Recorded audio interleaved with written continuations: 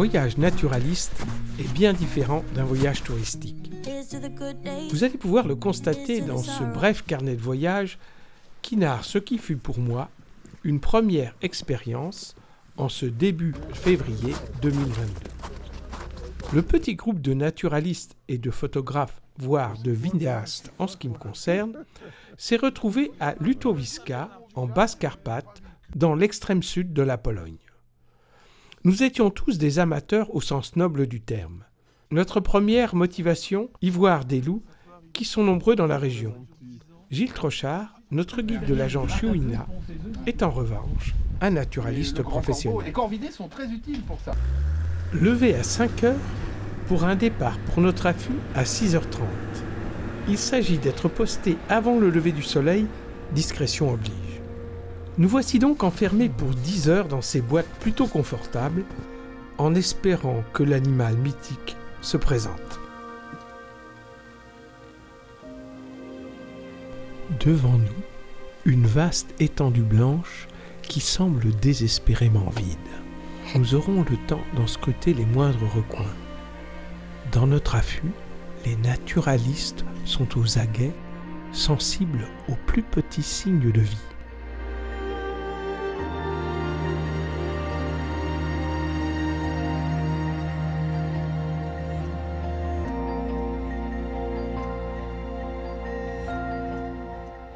Au bout de quelques heures, les bus commencent à s'intéresser aux charognes que notre hôte a placées pour attirer les loups.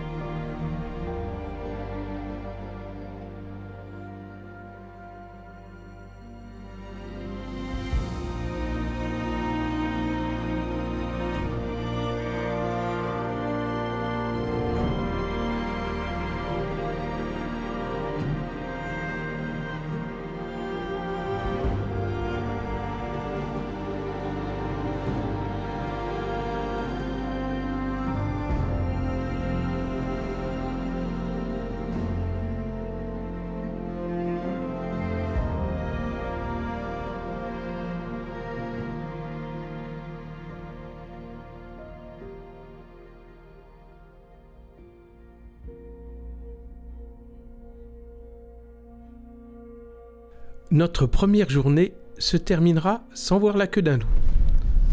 Le lendemain matin, une bonne nouvelle. Bodus, notre hôte, a pu récupérer la carcasse d'une biche tuée par les loups. Il l'a placée devant notre affût. C'est donc plein d'espoir que nous rejoignons notre cachette. Le silence règne dans l'affût pour ne pas nous faire repérer par les loups. Nous sommes d'une grande patience, comme il convient.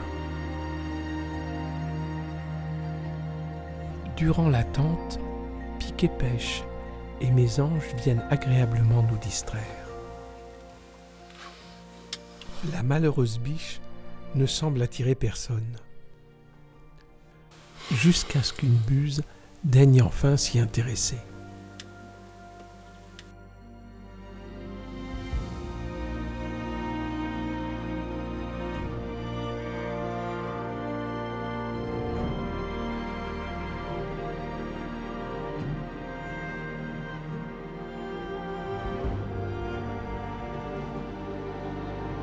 Cette journée se terminera comme la précédente, sans que nous ayons vu apparaître les loups. Pas de déprime cependant, les généreux repas du soir nous redonnent le moral. Pas question de baisser les bras. Nous repartons tôt le matin pour notre affût.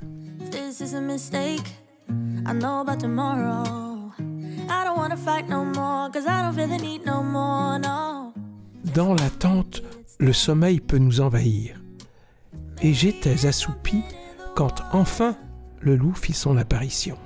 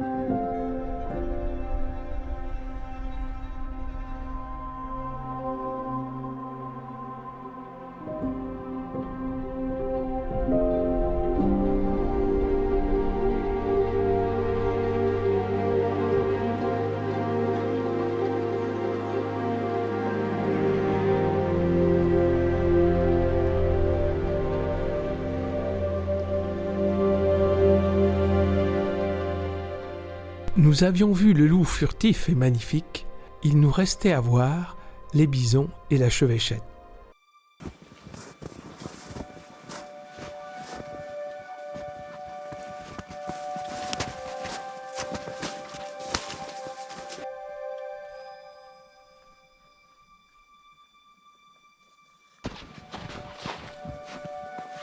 Il serait faux de dire que nous n'avons pas pu voir le bison. Une première fois, nous l'avons aperçu caché dans un bois, mais de fort loin.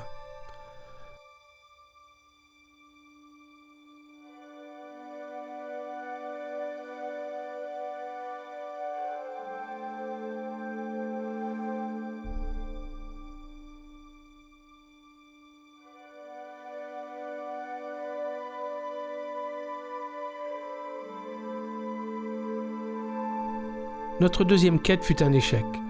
Le petit troupeau vu par Gilles s'est enfui avant notre arrivée. Il nous a fallu alors nous contenter de beaux spécimens présents dans le centre de réintroduction.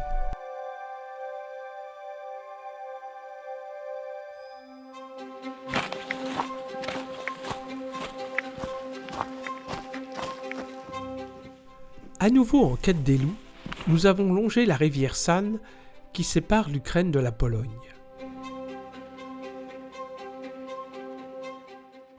Des reliefs de carcasses montraient combien ils sont actifs dans la région.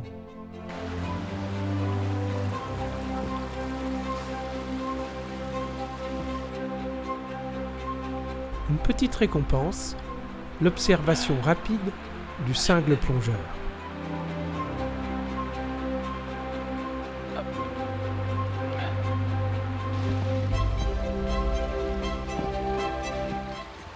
Gilles, notre guide, est un grand spécialiste de la chevêchette d'Europe. Et nous avons passé de longs moments à tenter de l'apercevoir. Inlassablement, il l'appelait avec son ocarina. Toutefois, nous ne serons pas récompensés en dépit de sa persévérance.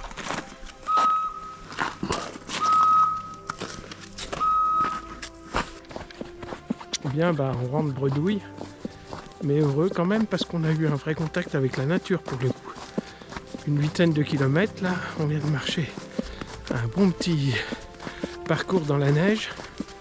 Je commence à sentir des courbatures un peu partout, tout ça est un peu rouillé. Bon, voilà.